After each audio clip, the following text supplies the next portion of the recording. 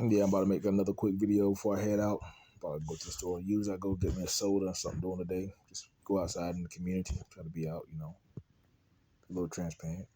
Be seen, notice, say hello. Um, it's adjusting. I've been adjusting to an environment it seems like I was just thrown into. Um, like I say, I didn't know a lot of my family members. We got separated years ago. Um, as people grow up, they go do their own separate things. But I came back to it because I really didn't. Me and my father, he was in my life. He bought me things. He was there, but he wasn't there presently 24/7. So that's what people don't know. They don't realize. But me and my dad, we're working those things out slowly but surely. But and people may not realize this. They call me Junior, but they've been calling me Junior since I was a child. But there is a difference. I have a middle name, so that's why when people call, hey, I acknowledge it. But people who really know me know I have a middle name. A lot of people don't know that. That's what separates me and him. So sometimes people get it confused. So even on certain documents, I was like, nah, that ain't even how it's supposed to be lined up. But there's a difference in that too. Um, so people really, they know of me, but they really don't know me. There's a difference. I try to stay in my own lane, try to do my own thing, mind my business. Like I said, I don't knock no one for what they do. I've been in certain situations where, I felt like an outcast. At one time, I felt more comfortable around strangers than I did my own family. So I had been in some environments that probably where I shouldn't have been. Um, Misled. But like I say, you learn. Life is the greatest teacher. So I live and I learn. I learned. I lived through those experiences. And some of the experience I lived through, other people that I know, some of them they didn't even. Some of the situations I've been in, some people I know they didn't even make it out alive. So I've been through a lot. And that's by the grace and the mercy of God. I thank him for all the angels of protections he's put around me. Like I say, my faith is all I have. Um, I can truly say I've lost a lot over the years, but that has brought me closer, brought me back to my youth days, and brought me closer to my faith. Because when I was younger, that's all I knew was the word church, church, church.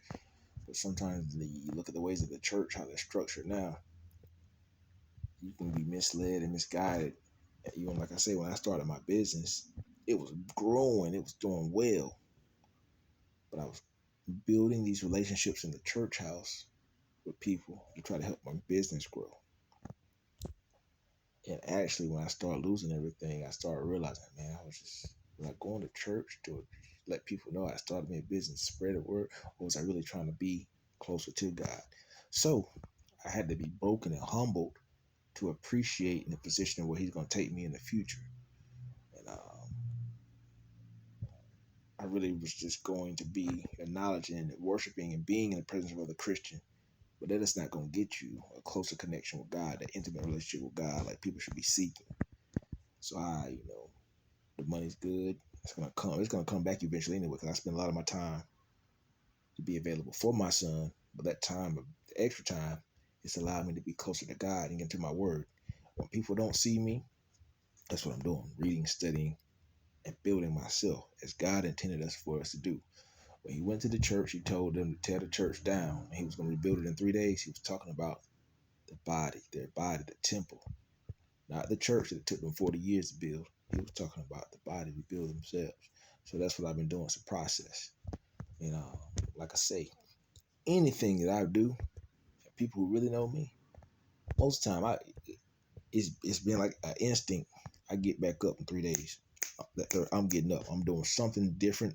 Even if I fall down, if I hurt myself, even I go to the hospital. Oh, I'm getting out. I'm checking myself out in the third day. It's something about the third. It's real.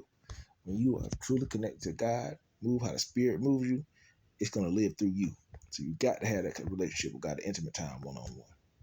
It ain't about the money. Money's gonna come. The money's gonna come when people start preaching the word He intended for it to be preached, saving souls. Saving souls. That's the mission. That's the purpose. But some people get in the pulpit and they entertain people and they're selling people a show. There's some great teachers. I've been to some very good churches. I've been to some bad ones too. But like I say, Pastor Chad over there across Assemblies in Raleigh, he had a structure. He brings them in, builds them up, and he ships them out to spread the word of God, the gospel. That was his platform. That's how he had it laid out. That was good. Pastor Matt and Martha Fry down at C3, which is New Front Church down there in Clayton. They have the system set. So I've been to some good churches, and they are those two right there. I know that even me and my mama, she stopped going to certain churches and would go with me to church services over there on Sundays. Even the church on Calvary over there off Kildare Farm Road in Cary. That right there is a good church. My mom used to, when she started leaving other churches, because I think she was hurt at some of the churches she went to because of the leadership roles and what she saw going on in churches.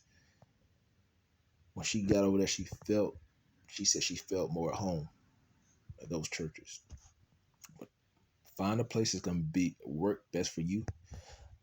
And people may not realize I don't always have to go inside the building to be in attendance. It's a lot of the stuff you can see online. And that's what me and my son, we do every Sunday morning. It's safe. We don't have to get up, get dressed, and do all the extra dressing up. So I'm going to cook breakfast. 9 o'clock, we gonna turn the TV on. He gonna log on. We gonna see our home, back to our home church, our online service. We're there. Then we gonna pray.